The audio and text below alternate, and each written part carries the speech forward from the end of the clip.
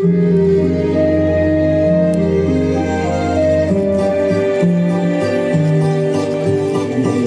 в дома черной тучей, сердце каждой семьи обожгла.